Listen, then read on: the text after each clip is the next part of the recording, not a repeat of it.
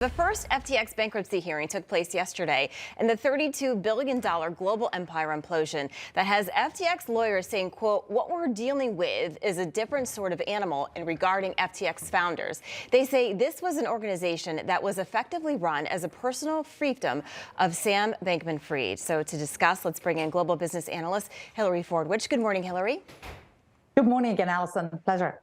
According to an FTX lawyer, a substantial amount of FTX assets are either missing or stolen. Your reaction, and how do they even begin to recover these assets? And are people going to get their money back? You're absolutely right, Allison. Again, one of the things is, think about this.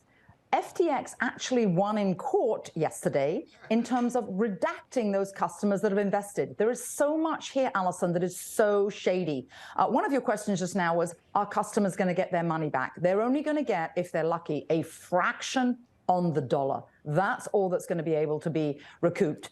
There have been, though, actually, John Ray III is the executive that's been brought in to sort out this mess. He is the one that obviously infamously worked on the Enron collapse. And he said this is the worst case he's seen in 40 years. But they have discovered about just over $1 billion in actual liquid assets. So again, fraction on the dollar, who's going to get what remains to be seen. And purportedly, and what came out in court yesterday was it is such a disastrous mess that probably the sorting out of assets, where they are, what is recouped, will take probably until about January. So this story is going to continue. Yeah, unbelievable. So Bankman-Fried also reportedly spent $300 million in real estate, such as vacation homes, properties for senior staff. He had lavish lunches. They're saying, as you mentioned, it's worse than Enron. Do you think that Bankman-Fried faces jail time? Well, this certainly all comes down to one thing, Allison. It comes down to, is there intent? Now, I'm not a lawyer, but I can see through this case, everything is going to be very simplistic in terms of that. Is there intent? Same thing's going to actually happen for Tom Brady and Giselle. You know that there's a lawsuit against the celebrities that put their name in with this and partnered also with SBF. So is there actual intent? Did he have intent to defraud? And Allison, intent is very difficult to prove, but many are saying this is criminal.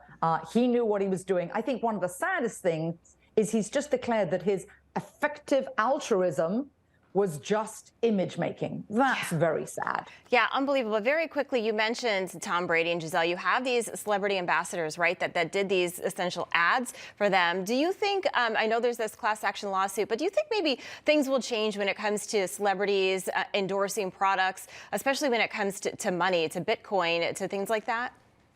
Well, absolutely. Just think about actually how hard people can lament all they want, how much sports figures make in terms of comparisons to other important professions like teachers or something else. But, you know, Tom Brady has worked very hard for very many years. And although it's a fraction of his overall net worth, of the overall assets of SBF, I think they owned less than 1%. It's still, to Tom Brady, estimated to be about $45 million. That's still a lot of money to lose. So yes, I think you're right. I think that other sports figures and celebrities are going to watch. They don't want to have their shirts ripped off. No, absolutely. All right, Hilary Fordwich, thank you so much, and happy Thanksgiving to you. You too, Allison, always. Thank Pleasure. you.